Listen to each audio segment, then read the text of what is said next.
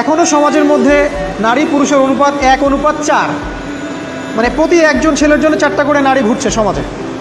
এটা তো স্ট্যাটিস্টিক, আপনি ইন্টারনেটে গেলেও দেখতে পারবেন। এবং পশ্চিমা কান্ট্রিগুলোতে এগুলো আরও অনেক বেশি, ওদের অনুপাতটা আরও অনেক বেশি। তাহলে এই বাকি মেয়েরা আসলে করবেটা কি?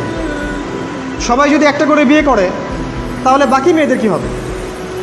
তারা কি পতিতালয়ের সম্পত্তি হবে? ওদের যৌন অধিকার নাই? ওরা শারীরিক মানসিক শেল্টার, ফুড, খাবার, পানীয় এগুলোর অধিকার রাখে না? এখানে নারীবাদীরা কি বলবে?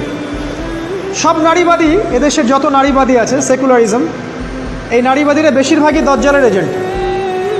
নিজ হাতে দজ্জাল ট্রেনিং দিয়ে এদেরকে তৈরি করেছে। আপনারা হয়তো ভাবছেন দজ্জাল তো এখনো বের হয় নাই, ট্রেনিং দিল কীভাবে?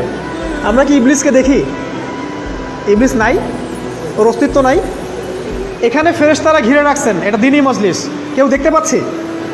তাদের অস্তিত্ব